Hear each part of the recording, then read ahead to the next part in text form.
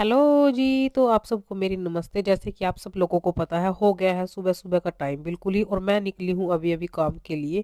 तो घर से तो रास्ते में जाते हुए थोड़ी थोड़ी हल्की हल्की बरसात तो हो रही थी, लेकिन ठंड भी बहुत ज़्यादा थी।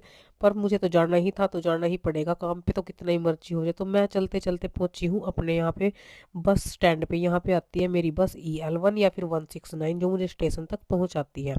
इतने में ही मेरी बस आई और मैं बस में बैठ के चल पड़ी। बस वाला बहुत ही ज़्यादा तेज बस चला रहा था, और मुझे आज सबसे आगे वाली सीट बस में मिल चुकी थी। जैसे ही मैं स्टेशन पे पहुंची तो मैंने देखा मेरी फ्रेंड तो मेरे से भी पहले आई हुई है और टिकटें निकालने लगी हुई है। तो फिर मैं हम दोनों यहाँ आए और हमने टिकट ली। हम डेली जो है वो टिकटें डेली ही लेते हैं। टिकट लेने के बाद का जो मेरा अगला काम था वो था ट्रेन में बैठ के अपना फ़ोन देखना, क्योंकि फ़ोन देखने का टाइम बस ट्रेन में ही लगता है। वैसे मुझे कोई भी टाइम नहीं लगता फ़ोन देखने का। सारा दिन बिजी, सारी रात बिजी, ऐसे ही बस सारा सोने में, और सारा दिन ऐसे ही काम हुए, इधर उधर चलते फिरते भाग दौड़ की ज़िंदगी हो गई है बिल्कुल। बस चलते रहो चलते रहो चलते रहो, रुकने का नाम ही नहीं है। तो यहाँ से फिर मैं पहुंची हूँ अपने काम वाली जगह पे। भी रास्ते में जाती हूँ, इधर तो मेरे वाले एरिया से भी ज़्यादा बरसात थी। इस एरिया में बहुत ज़्यादा बरसात हो रखी थी और सारी सड़कें गीली पड़ी थी।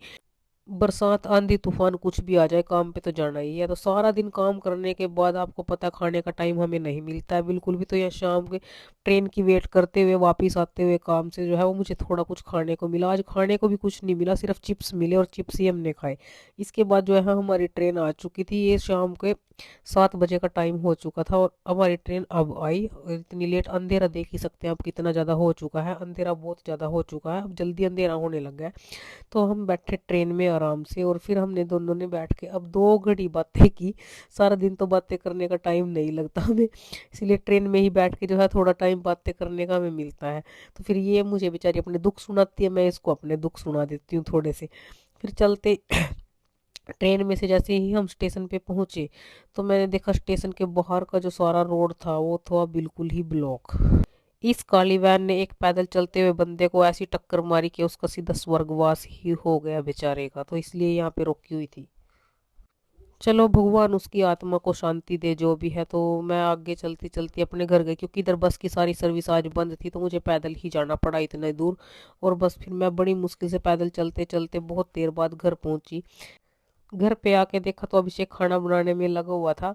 मैंने भी अपनी जैकेट निकाली, जूते निकाले और आराम से फिर 2 रोटी खाई। तो फिर आज की वीडियो में बस इतने ही, मिलते हैं कल, तब तक बाय बाय। फिर मिलते हैं आपसे।